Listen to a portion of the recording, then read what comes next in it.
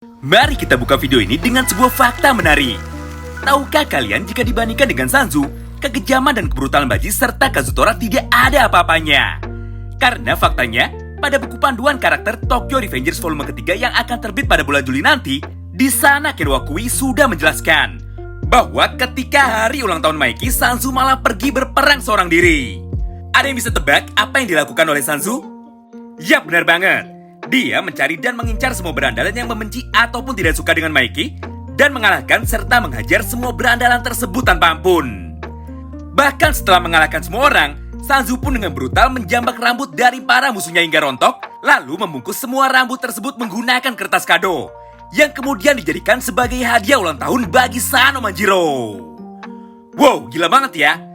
Sayangnya respon dari Maiki sangat berlawanan dengan ekspektasi dari Sanzu. Bukannya senang, Maiki justru emosi dan marah kepada Sanzu. Berdasarkan hal itu sebenarnya bisa kita ambil sebuah kesimpulan bahwa pada hakikatnya Sanzu sangat iri dengan Draken. Karena Draken selalu menjadi orang nomor 2 bagi Maiki dan geng Tokyo Maji generasi pertama. Bersama dengan Draken, Maiki dapat tertawa dan juga bersenang-senang. Sedangkan bersama Sanzu, Maiki tidak pernah terlihat tersenyum bahagia. Itulah yang membuat Sanzu sangat terobsesi untuk selalu memberikan yang terbaik bagi Maiki dan merebut posisi nomor 2 di hati Maiki dengan berbagai cara. Entah itu dengan cara baik ataupun dengan cara yang buruk. Tidak heran jika hampir di semua garis waktu, Drakenlah orang yang selalu menjadi incaran dan selalu mati paling awal jika dibandingkan dengan karakter-karakter kuat lainnya. Karena selama Draken masih hidup, maka limiter dari Maiki tidak akan pernah bisa lepas. Dan Maiki tidak akan pernah bisa terjatuh sepenuhnya ke dalam kegelapan.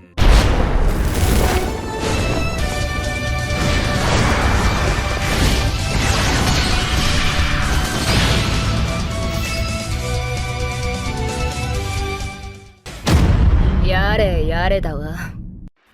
Halo guys, selamat datang lagi di channel ini bersama gue, Reborn. Buat yang baru gabung, jangan lupa dibantu like dan di subscribe ya.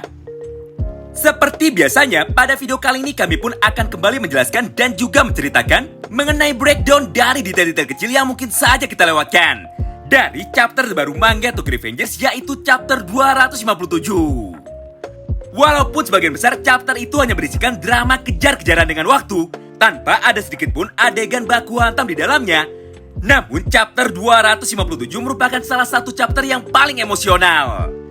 Karena pada chapter itulah kita akhirnya diperlihatkan sebuah closure atau penutup cerita yang indah bagi Kakucho dan juga Izana.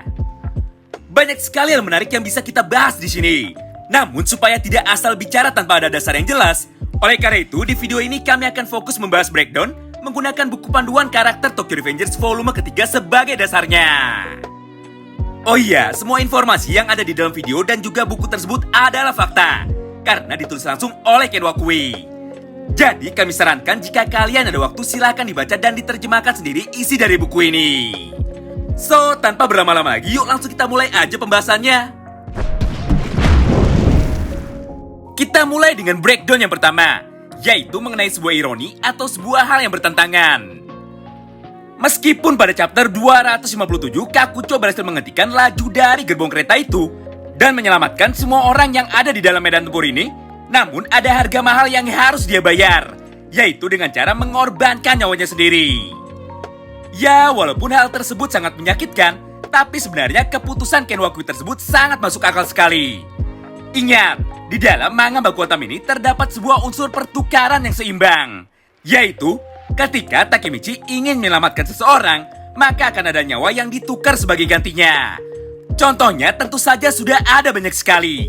Di antaranya adalah nyawa Hina yang ditukar dengan nyawa dari Kisaki Teta.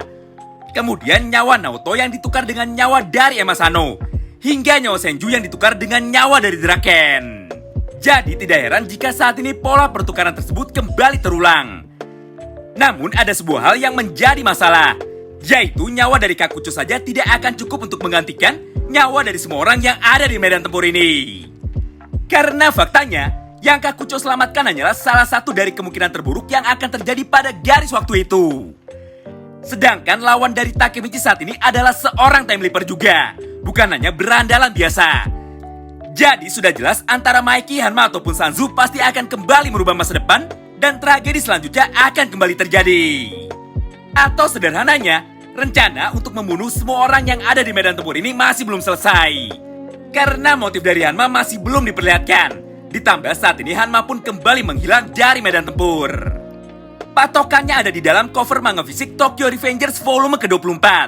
Di mana pada gambar ini Ken Wakui sudah memberikan sebuah petunjuk kepada kita semua. Bahwa terdapat 11 tengkorak yang tergeletak tepat di sekitar Sano Manjiro. Selanjutnya kita masuk ke breakdown yang kedua. Tahukah kalian bahwa di dalam buku panduan karakter Tokyo Revengers Ken Wakui sudah menyebutkan bahwa orang yang paling dihormati dan juga ditakuti oleh Rana Hitani bukanlah Izana Kurokawa, melainkan Hito Kakucho. Hal tersebut bukanlah tanpa alasan. Walaupun Kakucho bukan merupakan salah satu berandalan yang terlahir dari generasi terburuk, namun nyatanya Kakucho mampu menjadi satu-satunya pemimpin yang paling disegani oleh mereka semua, termasuk Izana Kurokawa. Tentu saja semua hal itu terjadi bukan semata-mata hanya karena Kakucho adalah orang yang jauh lebih kuat dibandingkan dengan anggota generasi terburuk lainnya. Tapi karena Kakucho adalah satu-satunya berandalan terbuang yang masih menjunjung tinggi nilai moral dan juga memiliki prinsip yang teguh. Sederhananya, di antara semua berandalan yang ada di generasi S62, hanya Kakucho sajalah orang yang mampu menjadi rem dan juga hati bagi mereka semua. Yap, kurang lebih sama seperti Draken. Jika Draken adalah hatinya Mikey dan juga Toman generasi pertama, maka Kakucho adalah hatinya Izana dan geng Yokohama Tenjiku. Nah, berdasarkan fakta itu, seharusnya kalian sudah tahu kan siapa yang paling kehilangan atas kematian Kakucho. Yap, benar banget. Siapa lagi kalau bukan Rana Hitani. Selain sebagai orang yang paling dihormati, Kakucho di mata Ran adalah seorang sosok adik kecil yang harus selalu dia lindungi.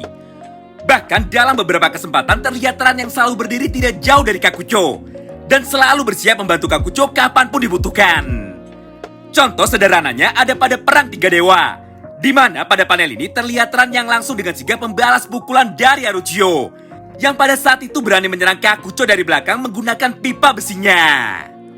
Nah, bayangkan saja bagaimana emosinya jika Ran sampai tahu bahwa kali ini Kakucho sudah mati terbunuh secara permanen. Kami yakin dalam beberapa chapter ke depan, Ran pun akan ikut berkhianat dan keluar dari geng Katomanji demi meneruskan tekad Kakucho untuk membantu Takemichi.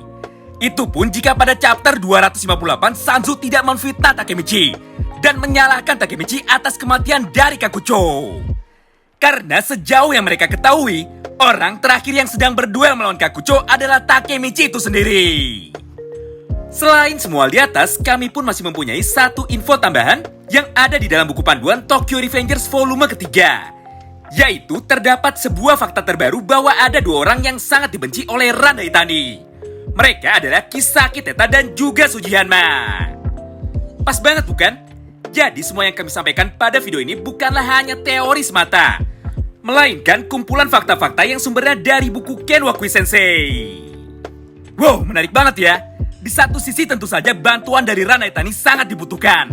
Namun di sisi lain, jika Ran dan semua anggota Tenjiku lainnya malah bergabung dengan Toman, maka bisa dipastikan bahwa nasib dari semua orang itu akan sama saja seperti Kakucho. Oh iya, pada chapter 257 kemarin, terlihat juga bahwa hanya Mitsuya dan Chifuyu saja yang sudah mampu bangkit kembali dan siap melanjutkan pertempurannya melawan semua anggota geng Kanto Manji yang tersisa. Sedangkan nasib dari Kawaragi Senju masih belum diketahui. Entah apa yang akan terjadi selanjutnya. Yang jelas karena pada chapter 257 sketsa dari Mitsuya yang tersenyum belum diperlihatkan, maka pada chapter selanjutnya bisa dipastikan menjadi giliran dari Mitsuya untuk kembali beraksi dan membantu Takemichi. Terima kasih banyak yang sudah simak video ini sampai habis ya. Sampai jumpa lagi di pembahasan selanjutnya. Salam baku hantam.